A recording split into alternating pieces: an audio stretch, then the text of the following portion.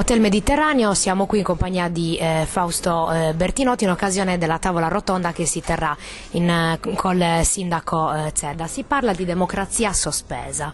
Perché?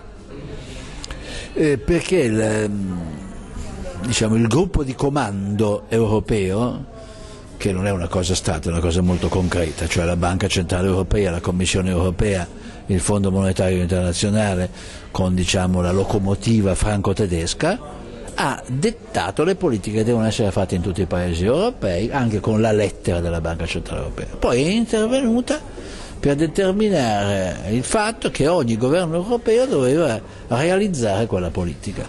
Quando i governi la realizzano direttamente va bene, quando non la realizzano diversamente si cambia il governo in modo che la realizzi, ed è questo il regime di sospensione della democrazia, perché quello che vengono chiamati in Italia il governo dei tecnici, ma sotto altre forme in altri paesi, a meno che ci sia una maggioranza così grande che senza discussione sostenga la politica della Banca Centrale Europea, questi governi assumono una fisionomia tecnocratica che di fatto esprime una sospensione della democrazia, anche se i parlamenti esistono, si vota in Parlamento, ci sono le elezioni, quindi la forma è rispettata, ma la sostanza è un governo oligarchico.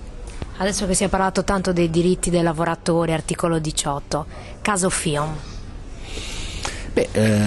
La FIOM è un sindacato che ha deciso di difendere gli interessi dei lavoratori anche quando questo può essere colpito duramente da un sistema aziendale che non accetta l'autonomia dei lavoratori, il conflitto e la democrazia. Ma questo è un problema molto grande, è un problema appunto di democrazia. Quando il più grande sindacato in un'azienda non ha la possibilità di eleggere la propria rappresentanza, quando non può vedere raccolti i contributi sindacali che i lavoratori vorrebbero esprimere, quando addirittura c'è una limitazione dello sciopero in certi momenti cruciali della giornata lavorativa, io trovo straordinario nel senso che colpisce, che non ci sia un'indignazione generale che dice questo vulnus è inaccettabile. La FIOM fa anche la sua parte fino in fondo, come nello sciopero generale, nella manifestazione. Trovo il silenzio della politica molto colpevole. Due parole sulla riforma per le pensioni. Cos'è cambiato da quel lontano 96 ad oggi? Pressoché tutto,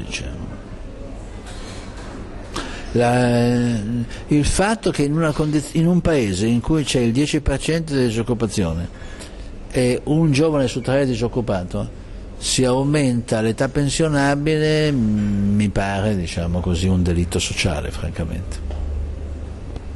A breve sarà il suo compleanno, cosa vorrebbe le venisse regalato dalla politica italiana, dal governo italiano? No, questo è troppo. Dall'economia italiana. È troppo. Niente, regalato a me nulla, mi piacerebbe che nel mio compleanno un po' di ragazze e di ragazzi trovassero un lavoro secondo le loro aspettative, almeno un po'. Lo speriamo tutti, grazie. Grazie a lei, grazie molto.